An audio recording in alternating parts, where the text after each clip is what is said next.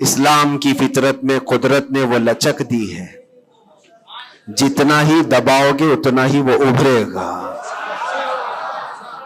یہ میرے مصطفیٰ کریم صلی اللہ تعالی علیہ وسلم کے سچے اور اچھے دین کی ہمیشہ سے یہ تاریخ رہی ہے۔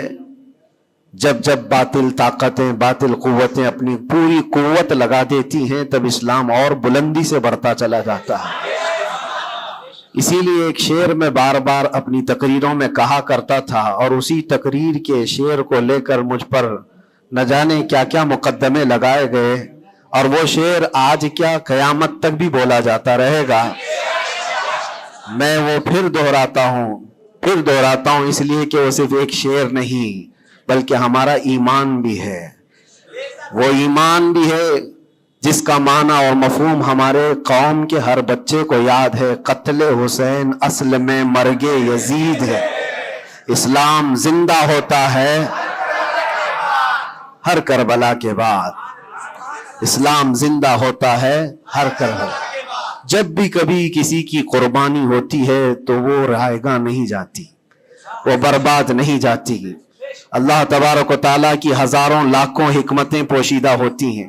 دنیا کو تو صرف اتنا نظر آتا ہے کہ امام حسین اور ان کے بچے میدان کربلا میں کاٹے گئے، مارے گئے، قتل کر دیے گئے، لیکن اس کے پیچھے کی حکمتیں یہ رب العالمین جانتا ہے۔ اور آج تک قوم اس کو سمجھ رہی ہے کہ اسلام میں جو آج ہریالی باقی ہے اس میں خون حسین کا کردار ہے، اور ہمارے ائمہ کرام بزرگان دین نے اس کو اپنے خون سے، اپنی محنتوں سے سینچا ہے۔ لہٰذا میرے عزیزو، آپ سب کو بھی کبھی یہ نروس ہونے کی ضرورت نہیں۔ میں گرفتار ہوا بھی اور واپس اسی جگہ پہنچا جہاں سے ہم آپ کو خطاب کیا کرتے تھے۔ ہزار لوگ یہ سوچتے تھے کہ ممبر پر آپ دوبارہ نہیں کھڑے ہو سکتے۔ ہم نے ان سے یہی کہا تھا، میرا رب تبارک و تعالیٰ چاہے تو تمہاری گردن پہ بھی کھڑا کر دے گا، ممبر پر ہی نہیں، جہاں وہ رب تعالیٰ چاہے کھڑا کر دے۔ اور جب تک اس پروردگار عالم کو منظور نہ ہو، وہ اللہ تبارک و تعالیٰ ہمیں کنارے رکھتا ہے۔ یہ صحابہ اکرام، اولیاء کاملین سب کی تاریخ میں رہا ہے۔ آج بڑی خوشی ہے اس بات کی کہ ہم اسی مسجد میں واپس آپ کے ساتھ جمعہ ادا کر رہے ہیں۔ اس مسجد کی روحانیت اور اس کی نورانیت ہمیں واپس یہاں کھینچ لاتی ہے۔ کئی مہینوں کے سفر بھی ہوتے ہیں لیکن واپس اس مسجد میں آ جاتے ہیں۔ نہ جانے یہاں کے لوگوں کی دعائیں یا یہاں کا کیا تعلق ہے۔ عزیزان گرامی وقار، چند باتیں میں عرض یہ کرنا چاہوں گا کہ قوم کے اندر جو ایک نروس پن ہے، خوف ہے، جس کو دوسرے لفظوں میں اگر میں کہوں تو بزدلی ہے، کس وجہ سے قائم ہے، کس وجہ سے ہے؟ یہ ڈر اور خوف کا ماحول صرف اسی لیے ہے کہ ہر بندہ کمفرٹ زون میں جینا چاہتا ہے، آرام اور عیش کی زندگی میں جینا چاہتا ہے۔ ہر ایک نے اپنے اوپر دنیا اتنی لاد لی ہے، اپنے اوپر دنیا کو اتنا سوار کر لیا ہے کہ اس سے نکلنا اس کے لیے مشکل ہو جاتا ہے۔ اور اسی وجہ سے اللہ کے نبی صلی اللہ تعالی علیہ وسلم ارشاد فرماتے اپنے صحابہ کو بھی کہ جب تمہارے اندر بیل کی پونچھ پکڑ کر کے کھیتی باڑی کرنے کی عادت آ گئی اور تم گھوڑے کی پیٹھ چھوڑ چکے ہو تو سمجھ جانا کہ دوسری قومیں تم پر حکومت کرنے لگ جائیں گی۔ آج بیل کی پونچھ پکڑ کر کھیتی باڑی کرنے کا مطلب صرف یہ نہیں ہے کہ کسان بن جائے، سب کا حال یہ ہے کہ ہمیں دنیا جمع کرنا ہے، دنیا جمع کرنا ہے، اور اس دنیا جمع کرنے کے چکر میں اس کی پوری عمر ختم ہو جاتی ہے لیکن وہ حسرت پوری نہیں ہوتی، وہ حسرت پوری نہیں ہو پاتی۔ جتنی چیز کی تمہیں ضرورت تھی وہ تو حاصل ہو چکا تھا، لیکن اس سے زیادہ کی طلب میں ہم بھاگتے ہی رہے۔ ہم یہ نہیں کہتے کہ آپ گھر نہ بنائیں، ہم یہ نہیں کہتے کہ آپ اچھے کپڑے نہ پہنیں، سب کریں، لیکن کم از کم اس بات کا خیال رکھنا چاہیے کہ اس دنیا کی کمائی میں اور اس کی طلب میں کہیں ایسا نہ ہو کہ میرا دین چھوٹ جائے، ایسا نہ ہو کہ اللہ کے نبی صلی اللہ تعالی علیہ وسلم سے جو میری محبت ہے اس میں کمی آ جائے، یاد ہے آپ کو ایک حدیث پاک اللہ کے حبیب صلی اللہ علیہ وسلم ارشاد فرماتے ہیں کہ مجھے میرے بعد اس بات کا خوف نہیں ہے کہ میری امت مشرک ہو جائے گی، کافر ہو جائے گی۔ حضور پاک صلی اللہ علیہ وسلم فرماتے ہیں مجھے اس بات کا ڈر نہیں ستاتا کہ میری امت مشرک ہو جائے گی، کافر ہو جائے گی، مگر اس بات کا اندیشہ لگا رہتا ہے کہ میرے بعد تم پر دنیا پھیلا دی جائے گی اور دنیا سمیٹتے سمیٹتے تم اللہ اس کے رسول کو بھول جاؤ گے۔ آج وہ حالات ہیں میرے عزیزوں، سب کے وہی حالات ہیں۔ اکثر کی بات میں کہہ رہا ہوں، میں جب بھی کوئی گفتگو کروں تو اس کو میری فضیلت بیان کرنے پر محمول نہ کریں کہ میں اپنی بڑائی بیان کر رہا ہوں۔ میرے عزیزوں، ان حالات کو بھی ہم دیکھ کر کیا ہے کہ اندر جانے کے بعد ایک چیز دماغ میں گونجتی تھی، کیا بتلاؤں میں نے کیا کیا دیکھا۔ کھوٹا سکہ چلتے دیکھا، الٹی گنگا بہتے دیکھا، چھوٹے چھوٹوں کی بات تو چھوڑو، بڑے بڑوں کو ننگا دیکھا، اور حالات تو وہاں کے ایسے، یہ ساری چیزیں سکھا دیتی ہیں۔ اور پھر اس بات کا خیال آتا ہے کہ امت آج کن مسائل میں گھری ہوئی ہے، جبکہ طوفان اندر انتظار میں ہے تباہی کے لیے۔ ہم جن مسائل میں گھرے ہوئے ہیں اس کو دیکھ کر کے پھر ڈر لگتا ہے۔ علماء کے مسائل، پیران اعظام کے مسائل، جماعتوں کے مسائل، چھوٹی چھوٹی باتوں پر ہم کورٹ کچہری کے چکر کاٹتے رہتے ہیں، مسجدوں کے مسائل، لیکن جبکہ دشمن نے کہاں سے کہاں تک تمہارے لیے منصوبے بنائے ہیں۔ حیرت ہوتی ہے میرے عزیزوں۔ پھر وہ محاورہ ہے یا تاریخ ہے مجھے پتا نہیں، لیکن ایک بات لگتی ہے کہ بغداد پر ہلاکو جب حملہ کرنے آیا تھا تو اس وقت سنا کہ علماء چھوٹی چھوٹی چیزوں میں بحث مباحثے میں مبتلا تھے، جبکہ قوم کو انہیں اس بات کے لیے تیار رکھنا چاہیے تھا کہ ایک ظالم قوم تم پر حملہ آور ہے، اس کے مقابلے کے لیے کھڑے رہو۔ آج میں یہی کہنا چاہتا ہوں میرے عزیزوں، چھوٹے مسائل کو درکنار ایک جگہ رکھو۔ امت مصطفیٰ آج جس قسم پرسی کی حالت میں ہے، جب نبی پاک صلی اللہ تعالی علیہ وسلم کی عزت پر حملے ہیں تو پھر تمہاری عزت کہاں خاک میں رہنے والی ہے؟ ہماری اپنی عزت کی بچانے کی کیا فکر کرنی ہے آپ کو؟ پوری دنیا کا حال یہ ہے۔ پہلے تو ایک مسلمان کی بات میں آپ کو بتاؤں، فرانس جیسا پاورفل ملک، بہت ہی مضبوط کنٹری، 100 سال پہلے کی بات بتا رہا ہوں، نبی پاک صلی اللہ تعالی علیہ وسلم کی شان میں وہ کوئی گھناؤنی یا گستاخانہ انداز کی فلم ریلیز کرنا چاہتے تھے، یا پھر کسی طرح سے مذاق مسخرے والے کام کے ذریعے سے میرے آقا صلی اللہ علیہ وسلم کو نشانہ بنانا چاہتے تھے، اور اس بات کو وہ اپنی آزادی رائے اور اپنی خیال کی آزادی کو بتاتے ہیں۔ اس زمانے میں سلطان عبد الحمید تھے، اور ترکی کے وہ آخری خلیفہ سلطان عبد الحمید، صرف انہوں نے ایک اسٹیٹمنٹ دیا تھا فرانس کو کہ باز آ جاؤ یہ تمام چیزیں کرنے سے، ورنہ پوری دنیا لا کر میں تمہارے سر پہ پھوڑ دوں گا۔ صرف اتنا جملہ تھا میرے عزیزوں۔ آج تک وہ نہ فلم ریلیز ہوئی اور نہ ہی فرانس اس چیز پر آیا۔ لیکن اب تو حالات بدل گئے، اب تو حالات ایسے بدلے کہ ہزاروں نہیں، لاکھوں نہیں، کروڑوں کی تعداد میں ہم موجود ہیں۔ اور پھر اسلامی ممالک کے نام پر پوری دنیا میں کتنے ملک ہیں؟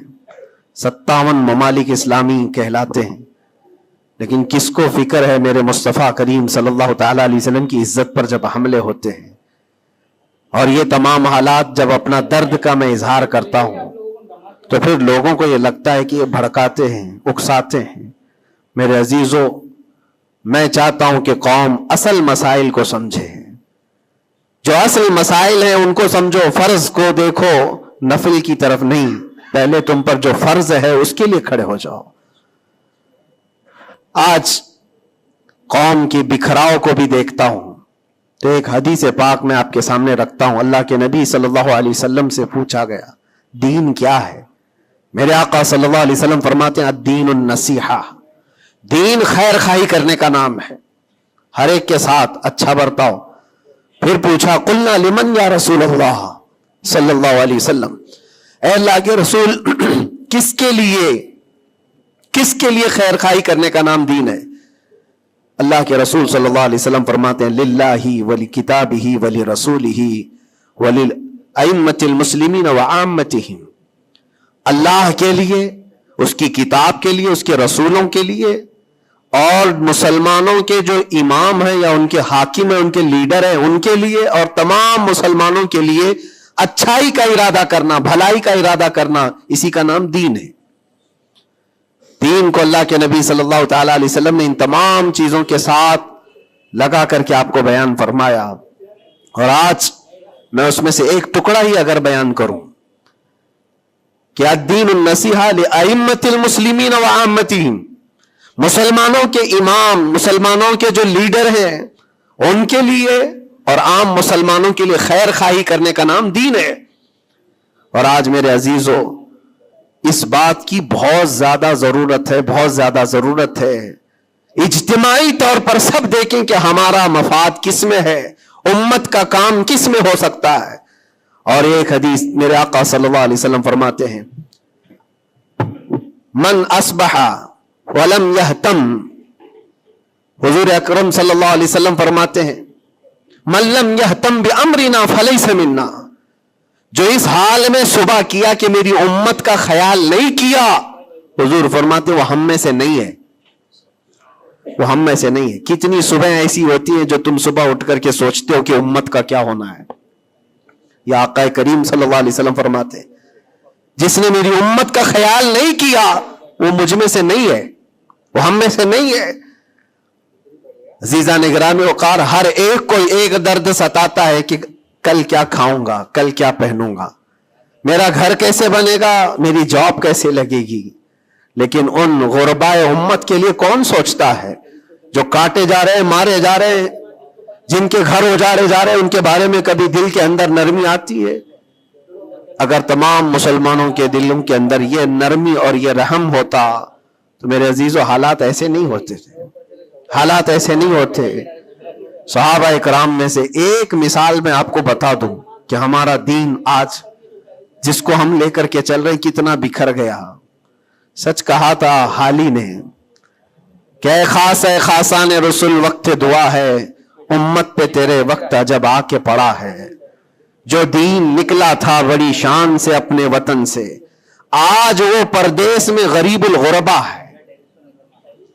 آج دین اسلام کو ہم نے اجنبی بنا کر رکھا ہے، ہمارے گھروں میں ہی نہیں ہے، ہماری ذات پر نہیں ہے، ہم تو پھر دوسرے کو کیا تانا دیں گے؟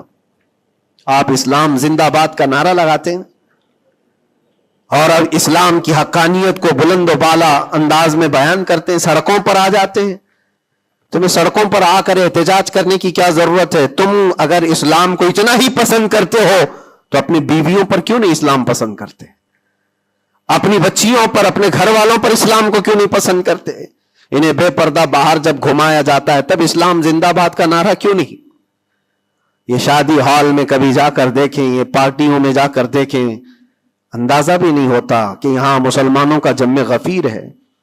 میرے عزیزو ایک حدیث عرض کرتا ہوں، حضرت ابو دردہ رضی اللہ تعالیٰ عنہ سے منسوب ہے۔ حضرت عمر فاروق رضی اللہ تعالیٰ عنہ کا زمانہ خلافت ہے اور عادل کے وہ بادشاہ ہیں، بیٹھے ہوئے تھے، ایک شخص کو پکڑ کر لایا گیا عدالت میں، کہا گیا کہ اس نے قرض لیا ہے اور یہ دیتا نہیں ہے۔ تو جو قرض خواہ تھے وہ بھی صحابی تھے، انہوں نے کہا کہ یہ اجنبی آدمی مدینے کا تو ہے نہیں، لیکن میں نے اس کو پیسے دیے تھے، یہ واپس نہیں لوٹاتا اور آئیں کائیں کرتا رہتا ہے، بہانے بناتا ہے۔ حضرت عمر فاروق رضی اللہ تعالیٰ عنہ نے اس اجنبی شخص سے کہا اب تم کیا کہنا چاہتے ہو؟ تمہیں قید میں ڈال دیا جائے گا، تم اس کے پیسے ادا کرنا چاہتے ہو یا نہیں؟ اس نے کہا مجھے 2 دن کی مہلت چاہیے، میں جاؤں گا اور لا کر کے واپس اس کی رقم ادا کر دوں گا جو مجھ سے تقاضا کر رہے۔ حضرت عمر نے کہا کہ تو جائے گا یہاں سے چھوڑ کر اور واپس آئے گا نہیں آئے گا اس کا کیا بھروسہ؟ کوئی ہے تیری جو ضمانت لے گا؟ یہاں پر کورٹ بھی جب ہمیں بیل لیتی ہے تو ایک ضامن کھڑا کرتی ہے کہ اس کی ضمانت کون لیتا ہے، تو یہ تو پرانا دستور ہے۔ آپ نے پوچھا کوئی ہے تیری ضمانت لے گا؟ اگر تو نہیں آئے گا تو ہم اس کو پکڑیں گے. اس نے مجمع میں دیکھا کوئی اس کی پہچان والا تو ہے نہیں. تھا تو یہ مسلمان لیکن اس کے گہرے تعلقات کسی سے ہے نہیں. نظر ڈالا, اس نے کہا میں کسی کو پہچانتا نہیں اس میں سے, اور کون میری ضمانت لے گا؟ صحابہ اکرام بیٹھے ہوئے تھے, سب تو جانتے ہیں کہ ایک اجنبی ہے اور بھاگ گیا تو آئے گا نہیں. لیکن اس کے باوجود ایک صحابی ہیں حضرت ابو درداء, کھڑے ہوتے ہیں, کہتے ہیں امیر المومنین میں اس کی ضمانت لیتا ہوں, میں اس کی ضمانت دیتا ہوں. کہا تم جانتے ہو اس کو؟ کہا جانتا تو نہیں, اتنا ہے کہ یہ مسلمان ہے, اتنا ہے کہ میرے آقا صلی اللہ تعالی علیہ وسلم کا غلام ہے. کہا کہ اگر یہ واپس 2 دن کے اندر نہیں آیا تو ابو درداء نے کہا امیر المومنین آپ مجھے گرفتار کر سکتے ہیں, میں اس کی جگہ پر قید میں چلا جاؤں گا. تو آپ نے لکھوا دیا اور اس شخص کو چھوڑ دیا, جاؤ 2 دن کا تمہارے پاس ٹائم ہے, لوٹ آ جاؤ. وہ چلا گیا.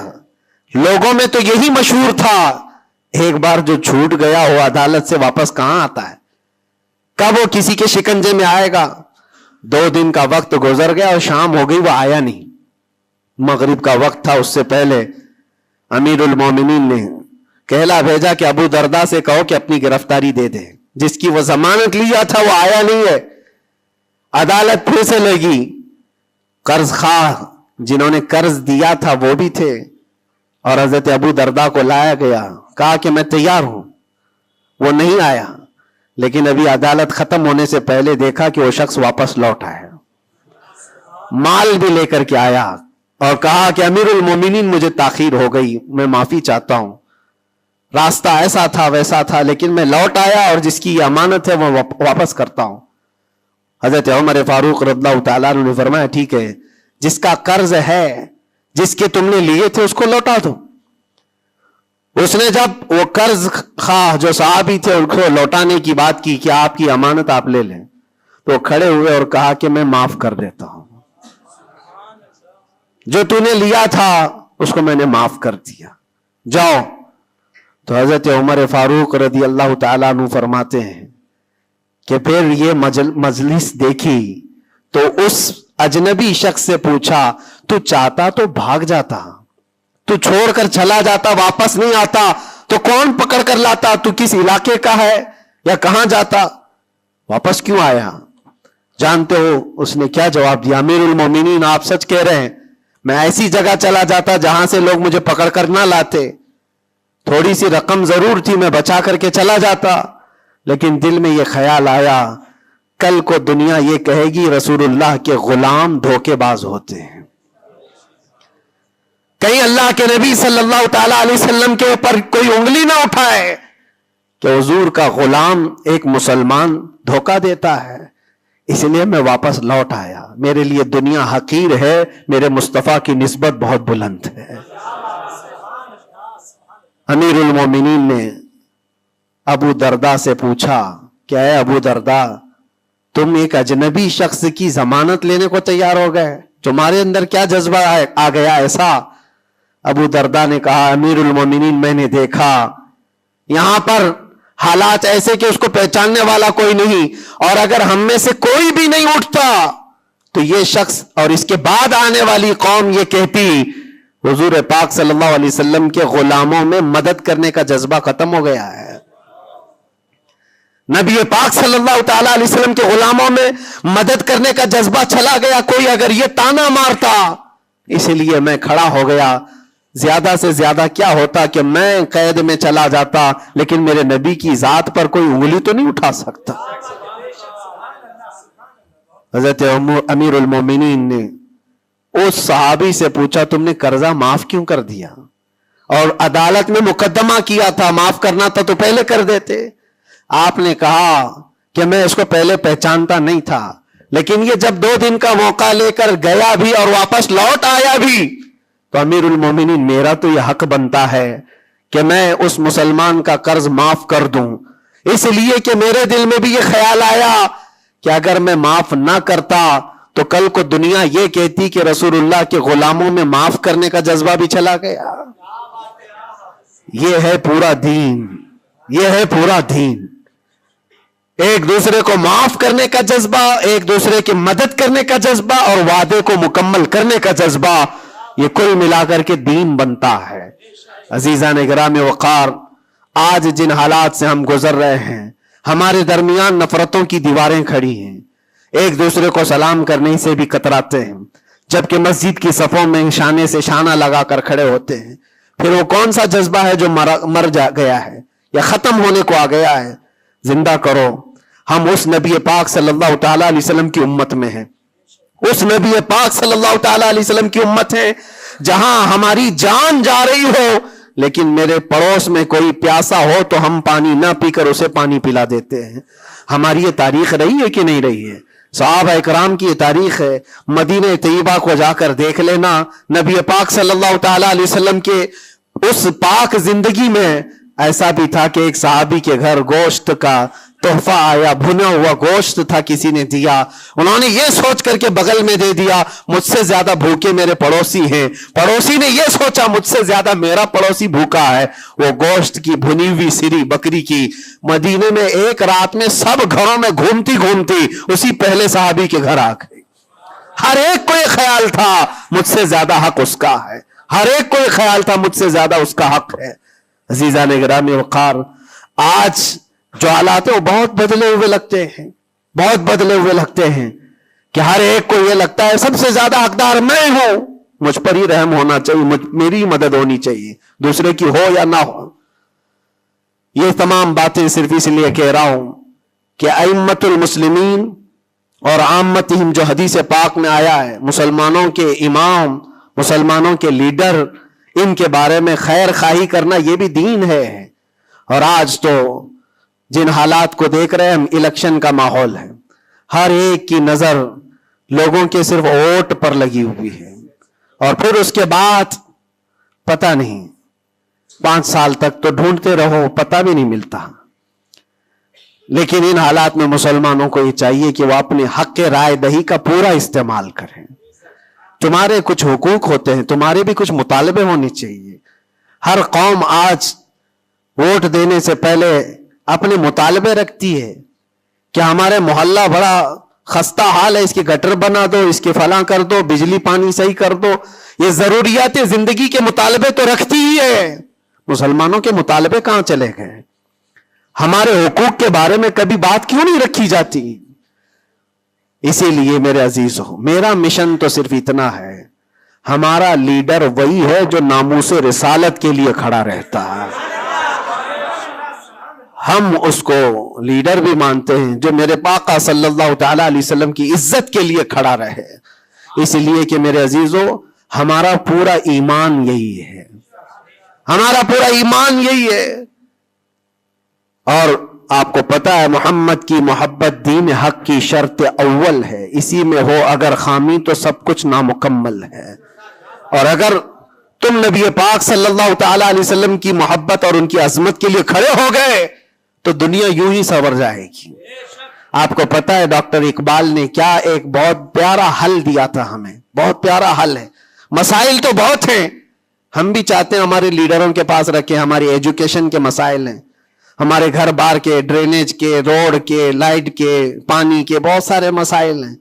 اس کے علاوہ غربت کے مسائل، جاب لیس نوجوانوں کے مسائل، بہت ساری چیزیں ہیں، کیا کیا مسئلے رکھے۔ اور پھر قوم کے اندر جو خرابیاں آئی ہیں وہ تو ایک پہاڑ کے برابر ہیں۔ ہر دوسرا تیسرا نشے کا عادی ہے، ہر دوسرا تیسرا اخلاق سے گرا ہوا ہے۔ یہ تمام معاملات، عورتوں میں بے حیائی، نوجوانوں میں نشہ کی عادت، یہ تمام چیزیں دیکھ دیکھ کر ہم سوچتے ہیں کن کن مسئلوں پر بات کریں اور کس کس چیز کا علاج کرنے کے لیے نکلیں۔ تو ڈاکٹر اقبال نے ایک بات بتائی تھی، وہ دنیا گھوم کر کے آئے ہوئے انسان تھے، وہ پیرس گئے، اٹلی گئے، جرمن گئے، اور وہاں کے قوموں کی ترقیاں بھی دیکھی، اور اس کے بعد واپس آ کر کے کہا میں نے اپنی قوم اور حضور کی امت کی ترقی کو بہت گہرائی سے دیکھا، 8-10 سال کا ریسرچ کیا، میں نے معلوم کیا کون سی فیلڈ میں اپنے نوجوانوں کو اتارا جائے تو یہ کامیاب ہوں گے، کون سا ایسا میدان ہے جس میں مسلمانوں کو جمع کر دیا جائے تو یہ ترقی میں آ جائیں گے۔ سائنس ہے، فزکس ہے، جغرافی ہے، اسٹرونومی ہے، بہت ساری چیزیں ہیں، किस चीज में उतारा जाए। तो डॉक्टर इकबाल कहते हैं मैंने बहुत गौर व फिक्र किया, आखिरकार इस नतीजे पर पहुंचा कि इस उम्मत की कामयाबी का सिर्फ एक ही नुक्ता है, एक ही राज है कि मोहम्मद से वफा तूने, तो हम तेरे हैं, ये जहां चीज है क्या लौहो कलम तेरे हैं, लौहो कलम तेरे हैं। हर मसले का हल इस बात पर है। इसीलिए मैं फोकस करता हूं मेरे अजीजों, नबी पाक सल्लल्लाहु ताला अलैहि वसल्लम की इज्जत की हिफाजत के लिए जो खड़ा होता है, अल्लाह ताला उसके सारे मसाइल को यूं हल कर देता है। इसीलिए आयत करीमा भी मैंने ये पढ़ी, इन यंसुरकुमुल्लाहु फला गालिब लकुम, अल्लाह फरमाता है अगर अल्लाह तुम्हारी मदद कर दे तो दुनिया में से कोई ऐसा नहीं जो तुम पर गलबा हासिल कर सके, कोई गालिब नहीं आ सकता अगर अल्लाह मदद कर दिया। वइन यख़ज़ुलकुम फमन ज़ल्लज़ी यंसुरुकुम मिन बादी, अल्लाह फरमाता और अगर अल्लाह गिरा दे तो दुनिया की कोई ताकत तुम्हारी मदद नहीं कर सकती, कोई ताकत मदद नहीं कर सकती। एक बात, बहुत सारी चीजें हमने सीखी हैं जेल के अंदर के हालात, इंशाअल्लाह कभी तवील दास्तान पूरी में बयान करूंगा, लेकिन एक बंदे को देखा था, उसके घर वाले भी छोड़ चुके सब, उसको छोटा सा एक केस है लेकिन जेल के अंदर उसकी जमानत होती नहीं, घर वाले कराना चाहे तो हो जाए 4 दिन 5 दिन में, लेकिन कोई चाहता नहीं। थोड़ा सा मानसिक संतुलन बिगड़ता चला गया, दिमागी तवाजुन खोने लगा। होता क्या था सुनो, वो एक नॉर्मल नौजवान था और महीना गुजर जाता, कोई मुलाकात के लिए भी नहीं आता घर वाला, तो जेल में हंगामा करने लग जाता, मार तोड़ और फिर न जाने कैसी कैसी हरकतें। तो जेलर परेशान होकर के उसके घर फोन लगाता, उसके बाप को कहता कि भाई तुम अपने बेटे से एक बार मिलने तो आ जाओ, वो हंगामा करके रखा है, कभी मुलाकात भी नहीं लेते हो। उसका बाप आया, आकर के मुलाकात लिया और बेटे ने पूछा कि कब छूट रहा हूं मैं, कब निकलूंगा मैं। कहा बेटा इस मंडे को जो है तुम्हारी जमानत हो जाएगी, ये मंडे को रखा है, हो जाएगी। कहा अच्छा ठीक है। इतना खुशी खुशी सब कैदियों से मिलने के लिए आता बेरक में, ये मंडे तो मेरा हो गया, मैं जा रहा हूं। मेरे बाप ने कहा है मंडे आता, ट्यूसडे आता, वेंसडे आता, सब चला जाता, खत्म। फिर 10-15 दिन गुजर जाते, बाप भी नहीं आता, भाई भी नहीं आता, और फिर महीना गुजरने को आता, फिर इसका दिमागी तवाजुन बिगड़ने लगता, फिर हंगामा करता, फिर जेलर फोन करके बुलाता बाप से कि मिलने क्यों नहीं आते हो। बाप आता, बेटा कोई बात नहीं, कुछ मसाइल में घिरे हुए हैं, हो सकता है जानबूझ करके उसके घर वाले कर रहे हो, कुछ लोगों को जबरदस्ती जेल में रखा जाता है, घर वाले ही रखते हैं, बाहर से अच्छा है यहां खाते पीते आराम से रहो, दूसरों की जिंदगी अजीरन करने से बेहतर है कि यहां रहो। दूसरी बार आया, कहा अब्बा कब छूट रहा हूं मैं। कहा बस इस मंडे को रखा है, वकील जो है मिला नहीं था, इस मंडे को तुम्हारी जमानत हो जाएगी। पक्की बात लेकर के आता फिर, और यहां पर बिल्कुल आयश मौज मस्ती में कि इस मंडे तो जा रहा हूं मैं। दूसरा मंडे आया, उसके बाद फिर चला गया। ऐसा 4 बार हुआ और सब कैदियों में बात मशहूर थी कि ये मंडे को जाने वाला है, और सब उसको छेड़ते थे। जब कभी उसकी मुलाकात आती तो कहते मंडे को जा रहा है ना। ये बात मजाक के तौर पर चलती रहती थी, लेकिन किसी के साथ हम मजाक करते हैं, ये नॉर्मल लाइफ होती है। लेकिन उस लड़के के मुतालिक मैंने एक बात सीखी, 4-5 मर्तबा होगी बात है, वो मुलाकात लेकर के वापस आ रहा था, अभी उसने कुछ कहा ही नहीं, सारी बेरक में सब बोलने लग गए कि मंडे को है ना तेरी जमानत। तो इतना चिढ़ गया, क्या पता उसको बहुत हर्ट हुआ, तकलीफ हुई। उसने गरज करके चीख चीख करके कहा, गाली दे करके कहा कैदियों को कि तुम सब घिरे हुए लोगों, एक बात मेरी सुन लो, खुदा जिस दिन मेरा लिख दे, जिस दिन लिख दे, उस दिन सब के मुंह तुम्हारे काले होंगे और कोई मुझे दरवाजे में अंदर नहीं रख सकता। जिस दिन मेरे छूटने का वहां से आ जाए परवाना लिखा हुआ कि ये दिन ये बंदा छूटने वाला है, उसके बाद वो कहता है मुझे यहां का प्राइम मिनिस्टर भी नहीं रोक सकता। मैं देखा इतना यकीन है इसको। एक तो अपने बाप से हर बार सुनता था इस बार जमानत हो जाएगी, उस बार जमानत हो जाएगी, اور حقیقت میں میرے عزیزوں یہ جمعرات کا دن تھا جب وہ اپنے باپ سے ملاقات کر کے آیا تھا اور اس کو تانا مارا جا رہا تھا، منڈے کو جا رہا ہے، تب اس نے کہا تھا جس منڈے کو بھی میرا رب لکھ دے، جس دن بھی لکھ دے کہ اس کو اس دن یہاں سے نکلنا ہے، پوری طاقتیں مل کر کے بھی مجھے دروازے کے اندر نہیں رکھ سکتی۔ اتفاق کی بات ہے اسی منڈے کو اس کی ضمانت بھی ہو چکی تھی، وہ جا بھی رہا تھا، بسترے اٹھایا، سارا سامان اٹھایا اور سب کو پلٹ کر کہنے لگا دیکھا حقیقت میں جو بیل ملتی ہے، جو ضمانت ملتی ہے وہ رب ذوالجلال کے فیصلوں سے ہوتی ہے۔ یہ یقین اور توکل کی بات میں عرض کر رہا ہوں عزیزان گرامی وقار، بہت سارے ایسے مسائل ہیں، اسی لیے میں آپ سے کہتا ہوں اگر اللہ مدد کر دے تو کوئی غالب نہیں آ سکتا، اور اگر اللہ تعالیٰ گرا دے تو پھر کوئی مدد بھی نہیں کر سکتا۔ اسی لیے اللہ تبارک و تعالیٰ کی مدد کس کے لیے آتی ہے وہ بھی قرآن کہتا ہے وَكَانَ حَقًّا عَلَيْنَا نَصْرُ الْمُؤْمِنِينَ، ہم نے اپنے اوپر لازم کر لیا ہے کہ ایمان والوں کی مدد کریں گے۔ اور ایمان والا ہے کون؟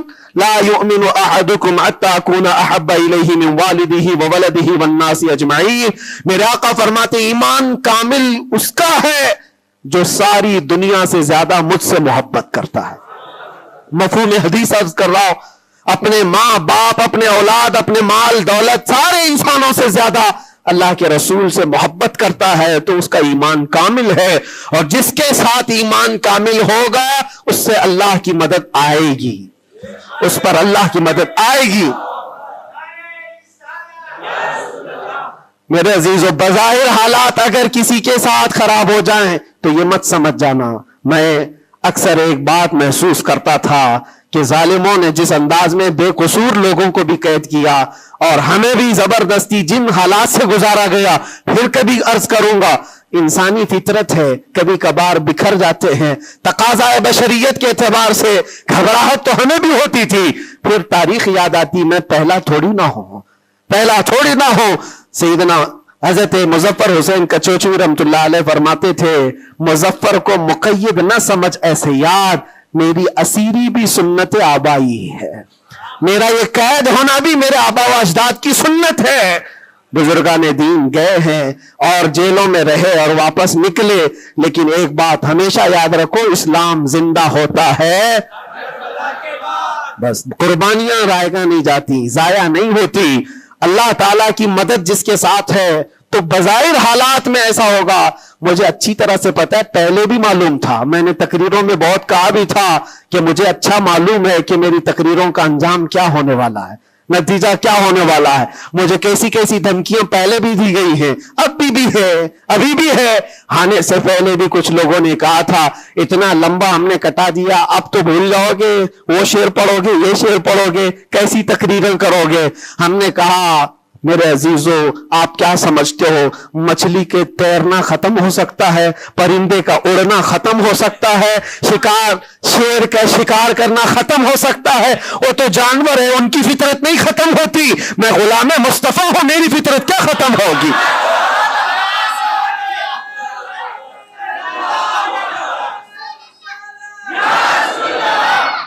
میں غلام مصطفیٰ ہوں، حق بات بولنا میری فطرت ہے، اور ہم اپنی فطرت سے بغاوت نہیں کرتے۔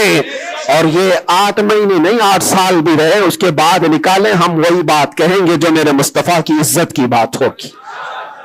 عزیزان گرامی وقار، حالات بظاہر کچھ دنوں کے لیے ہوتے ہیں۔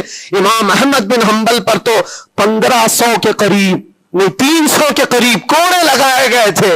300 کوڑے کس کو کہتے ہیں؟ انسان مر جاتا ہے۔ وہ امام احمد بن حنبل 5 لاکھ حدیثوں کے حافظ، لیکن جمے رہے، ڈٹے رہے، نہ کبھی ان کا عزم ختم ہوا، نہ حوصلہ ختم ہوا۔ ائمہ اعظام کو یہ تمام چیزیں گزرنی پڑی ہیں۔ امام اعظم ابو حنیفہ رحمۃ اللہ تعالی علیہ جیل میں تو انتقال ہو گیا، جیل میں انتقال ہو گیا اس امام کی جس کو کروڑوں آج فالو کرتے ہیں۔ عزیزان گرامی وقار، ایک بات یہ سمجھ کر کے چلو، مصیبتیں آئیں گی لیکن اللہ کی مدد بھی آئے گی۔ ہاں، ہر اندھیرے کے بعد اجالا ہوتا ہے. ان مع العسر یسرا، اللہ قرآن میں فرماتا ہے ہر تکلیف کے بعد آسانی ہے، ہر تکلیف کے بعد آسانی ہے. اور میں تو ذہن میں یہ پریپیئر کر کے رکھا تھا، ذہن میں دماغ میں یہ بات بٹھا کر رکھا تھا، آزاد ہونا نہ ہونا یہ اللہ کی مرضی پر ہے، لیکن اگر مر کر کے میری لاش بھی باہر آتی تب بھی مجھے اس بات کا اطمینان تھا جو بات ہمیں کہنی تھی وہ ہم کہہ چکے. انشاءاللہ رب تبارک و تعالی ہماری ان باتوں کو بچوں تک یہ محفوظ بھی کرائے گا. اور مجھے تو باہر کی خبریں زیادہ نہیں ملتی تھی کہ یہاں لوگوں کے دلوں میں کیا جذبات ہیں، بچوں کے دلوں میں کیا جذبات ہیں، لیکن قیدی جب جاتے تھے چھٹی پر 4 دن 5 دن اور واپس آتے تو یہی کہتے ڈسکس تو ہمارا کچھ نہیں ہوتا، آپ کے بارے میں ہمارا خاندان پوچھتا رہتا ہے. جیل میں آپ ہیں، فون کرو تو لوگ ہمارے متعلق پوچھتے رہتے. پھر دل میں یہ احساس ہوتا تھا. اور جیل میں بھی دیکھتا ایک ایسا بھی لڑکا تھا چین سنیپر، چین کھینچتا اور چوری کرتا واپس آتا، لیکن ایسا ڈھیٹ آدمی تھا، ایسا ڈھیٹ، میدان میں کھڑے ہو جائے، سارے قیدیوں کے سامنے کھڑے ہو جائے اور پھر ہر دن ایک بات اتنی بول کر کے ہی جاتا، صرف اتنی بول کر کے جانا اس کی عادت سی ہو گئی تھی.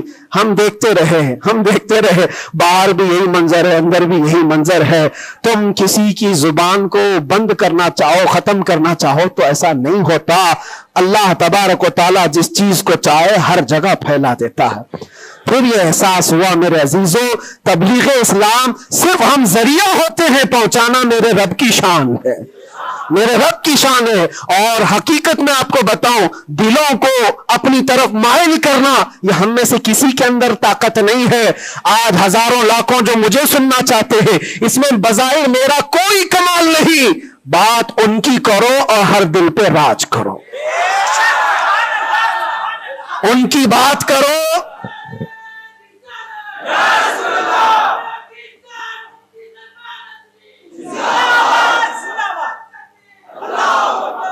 اسی لیے آج کے حالات میں آخری باتیں عرض کر رہا ہوں، میں معذرت چاہتا ہوں آج تھوڑا سا وقت زیادہ ہوا ہے، اس لیے کہ یہ ہماری مسجد ہے اور ہمارے اوپر کوئی یہاں پابندی نہیں ہے. یہاں پر الحمدللہ جو لوگ بیٹھے ہیں 8 مہینے کے بعد سن رہے، 9 مہینے کے بعد سن رہے ہیں، تو تھوڑی کسر میں بھی نکال لوں. اس لیے میں تھوڑا زیادہ وقت آپ کے ساتھ لے رہا ہوں. ان حالات کے ساتھ جو آپ کو فیصلہ لینا ہے میرے عزیزوں، سوچ سمجھ کر کے اپنا مطالبہ بھی تو رکھو، اپنا مطالبہ بھی رکھو کہ ہم ان لیڈروں کے ساتھ کھڑے ہیں جو 500 روپے بانٹ کر کے، گلے میں پٹے ڈلوا کر کے، ہمیں نعرے لگوا کر کے گھما لے. بس نہیں، ہمارا مقصد اور ہمارا مطالبہ اتنا ہو، ان حکام، ان لیڈروں کے پاس یہ بات رکھو، میرا گھر میرا محلہ نہ بنا پایا تو کوئی بات نہیں، لیکن اتنا وعدہ کرو کہ میرے مصطفیٰ کی عزت پر جب بات آئے تو تم ڈٹ کر کھڑے رہو گے. یہ گستاخیوں کا ماحول ختم ہونا چاہیے، ہونا چاہیے کہ نہیں ہونا چاہیے. اسی لیے میرے عزیزوں، اور بظاہر ہماری بات یہ ہے کہ ہم سب سے ان لوگوں سے محبت ضرور کرتے ہیں جو قوم و ملت اور ملک کی فلاح و بہبودی اور میرے حضور پاک کی عزت کے لیے کھڑے ہوتے ہیں. ہم ان کے ساتھ ہیں کسی بھی طرح سے. ہمارا تو مقصد، ہمارا مشن صرف اتنا ہے، کسی کی جے بجے کیوں پکارے، کیا غرض ہم کو، ہمیں کافی ہے سید اپنا نعرہ، ہمیں کافی ہے سید اپنا نعرہ یا رسول اللہ. ہم اس مشن کے آدمی ہیں. لیکن پھر بھی جن حضرات نے بھی محبتوں کے ساتھ ہمارے نام کو پھیلایا ہے، ان کے مقاصد اگر صرف پولیٹیکل ہیں تو ہمارا ان کے ساتھ کوئی بھی لین دین نہیں، ہمارا ان کے ساتھ کوئی تعلق نہیں. ہاں اگر اس لیے ہمارے نام کا استعمال کیا یا ہمیں بلایا یا ہمیں کھڑا کیا کہ اللہ کے نبی صلی اللہ تعالی علیہ وسلم کی ناموس اور ان کی عزت کے لیے ہے، تو ہم ہر دن آپ کے ساتھ ہیں، ہم ہر دن آپ کے ساتھ ہیں. لوگوں کو یہ لگ رہا ہے الیکشن آیا ہے، مفتی صاحب اس لیڈر کے پاس جا رہے ہیں، اس لیڈر کے پاس جا رہے ہیں، یہ سب افواہیں بہت ساری پھیلی ہیں. میرے عزیزوں تھوڑا انتظار کرو. اور میں ان سیاسی نیتاؤں سے بھی کہوں گا، آپ الیکشن میں کنٹریبیوٹ کر رہے ہیں، حصہ لے رہے ہیں، سیاست میں آپ موجود ہیں، آگے بڑھو، ہم آپ کو روک نہیں رہے ہیں. لیکن اگر واقعی مقصد یہ ہے کہ قوم و ملت اور ملک اور میرے دین کی عزت اور حضور پاک کی عزت کے لیے آگے چل کر کے آواز اٹھائیں گے تو میرا آج آپ کے ساتھ کھڑا ہونا کوئی ضروری نہیں. الیکشن گزر جانے تو پھر ہر دن آپ کے ساتھ کھڑے, الیکشن ہو جانے کے بعد بھی ہم کھڑے ہیں آپ کے ساتھ, لیکن الیکشن سے پہلے ہی اگر آپ کو ہمیں چاہیے تو لوگوں میں یہ خلفشار مچا ہوا ہے, ایک خلفشار مچا ہوا ہے کہ مفتی صاحب ناموس رسالت کے اس عظیم مشن کو سیاسی لوگوں کے درمیان پھیلا رہے ہیں. میرے عزیزوں, میرا کہیں یہ مقصد نہیں ہے, کہیں یہ مقصد نہیں ہے. اللہ نے جو کرسی دی ہے نا وہ بہت بڑی کرسی ہے. ہم نے جو اللہ تعالیٰ کا انعام ہمارے پاس ہے وہ الیکشن سے حاصل کیا ہوا نہیں ہے, رب کے سلیکشن سے ملا ہوا ہے. ہمارے پاس اللہ تبارک و تعالیٰ کا دیا ہوا انعام کافی ہے, لیکن ان سیاسی حضرات کے ساتھ ہمارا تعلق اسی لیے ہے کہ آپ آواز بلندی کے ساتھ اٹھا سکتے ہو اور سسٹم میں آپ بیٹھ کر کے اپنی قوم, ملک, سب کی فلاح و بہبودی کی بات کر سکتے ہو. اس لیے ہم کھڑے ہیں, اس لیے نہیں کہ آپ 500,000 روپے دے دیں گے, اس لیے نہیں کہ آپ ہمارا گھر, گاڑی, بنگلہ خرید کر کے کچھ دے دیں گے. عزیزان گرامی اوقار, میرے آنے کے بعد سے لے کر آج تک, ابھی تک مہینہ نہیں گزرا ہوگا, لیکن میں نے حالات اتنے دیکھے کہ ہر کوئی یہ چاہتا ہے راتوں رات مجھے دولہا بنا دے. بہت سارے معاملات ایسے دیکھے. اس لیے میں سب سے یہ گزارش کروں گا, آج کا یہ میرا پیغام ہے کہ ہمارا مشن ناموس رسالت ہے, ہمارا مشن تحفظ ناموس رسالت ہے, اور اس کے لیے ہم ہر طرح سے کھڑے ہیں. لیکن خالص سیاست کے لیے, خالص ووٹنگ کے لیے, خالص الیکشن کے پرچار کے لیے مجھ جیسے کا نام استعمال نہ کریں. یہ میرا مشورہ ہے, یہ میرا پیغام بھی ہے. آپ کے لیے پوری زندگی ہم کھڑے ہیں, صرف الیکشن کے لیے. اس عظیم اور اس عظیم مشن کو اور اس مقدس مشن کو بدنام کرنے کی کوشش نہ کریں. ہاں, پولیٹیکل جس انداز میں بھی آپ کو مدعے اٹھانا ہے اٹھائیں, لیکن حضور پاک صلی اللہ تعالیٰ علیہ وسلم کی عزت کا یہ جو مشن ہے, ناموس رسالت کا مشن ہے, اس کو صرف یوز کرنے کے لیے استعمال نہیں ہونا چاہیے, بلکہ جو بھی بندہ مومن کھڑا رہے گا وہ اپنی جان کے ساتھ کھڑا رہے گا, تبھی اس کا ایمان ہے, تبھی وہ اس کا ایمان ہے. اور اگر آپ مجھے یہ کہتے ہیں کہ آپ حضور پاک کے اس ناموس رسالت کا مسئلہ لے کر چلتے ہیں, قسم رب ذوالجلال کی, اس کے پیچھے میرا کوئی دوسرا مقصد نہیں ہے. اس کے پیچھے میرا کوئی دوسرا مقصد نہیں ہے کہ اس کے ذریعے سے میں کما لوں گا, میں کھا لوں گا. میرے عزیزوں, کیا کما لیں گے, کیا کھا لیں گے؟ آپ کو میرے اپنے حالات معلوم نہیں کہ میں کس طرح کے حالات سے گزرا ہوں. اگر لوگوں سے بٹورنا ہی ہوتا تو ممبئی میں میری بہت ساری بلڈنگیں ہوتی. میں تو کرائے کے گھر پہ رہتا ہوں. میرے عزیزوں, میں اس چیز کا قائل نہیں ہوں کہ اس عظیم مشن کو اپنے مفاد اور ذاتی فائدے کے لیے یا دنیا بنانے کے لیے استعمال کیا جائے. میرا اس میں کوئی مقصد پنہا نہیں. مقصد صرف اتنا ہے کہ کل بروز قیامت رسول پاک صلی اللہ تعالی علیہ وسلم کی نظر ہم پر پڑے, تم ہنس کے کہے جانا دیوانہ ہے دیوانہ. بس میرا مقصد یہ ہے, اتنا ہے کہ نبی پاک صلی اللہ تعالی علیہ وسلم کی نظر عنایت ہو, ارشاد فرما دے کہ فرشتوں چھوڑ دو اس کو, یہ میرا دیوانہ ہے. بس اس مقصد کو لے کر ہم چلتے ہیں. اور اللہ کے نبی صلی اللہ تعالی علیہ وسلم وہ عظیم غیرت مند رسول ہیں. میں نے دیکھا میرے عزیزوں, دنیا مجھ سے چھوٹ گئی تھی, ہر طرح کے رابطے بند تھے. میں گھر سے بھی بات نہیں کر سکتا, بچوں سے بھی بات نہیں کر سکتا تھا. مجھے اندھیری کوٹھری میں رکھا گیا تھا جہاں سے آسمان بھی نظر نہ آئے.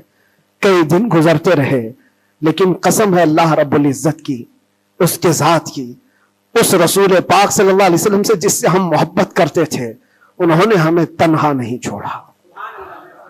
میرے مصطفیٰ نے تنہا نہیں چھوڑا. ہم نے جو وہاں دیکھا ہے وہ بیان سے بھی باہر ہے. کسی دن نہ پھسلنے دیا, کسی دن نہ بہکنے دیا, کسی دن نہ ٹوٹنے دیا. جس طرح مضبوطی کے ساتھ کھڑے تھے باہر اسی طرح کھڑے رہے, ورنہ تنہا رہتے رہتے وہاں پر آدمی ڈپریشن کے شکار میں پاگل ہو جاتے. پاگلوں کا پورا ایک یاد بنا ہوا ہے. لوگ اپنے ذہنی دن اور توازن کھو چکے ہیں. پیشاب پخانے ان کے کپڑوں میں ہونے لگتے ہیں. پاگلوں کا یارڈ ہے لیکن ان کو حکومت چھوڑتی نہیں ہے. جو جیل میں پاگل ہو گئے ان کے لیے بھی ایک یارڈ ہے. ایسے کتنے لوگ ہیں ان کو دیکھ کر گھبراہٹ تو ہوتی تھی لیکن پھر تنہائی میں جب میرے مصطفیٰ کریم صلی اللہ علیہ وسلم کو یاد کرتے ہیں تو پھر وہ اپنے چہرے جمال جہاں آرا سے جو مشرف کرتے, جو انعامات دیتے تھے وہ میرے لیے کافی ہے. اس کے بعد پھر کسی چیز کی حاجت نہیں ہوتی تھی.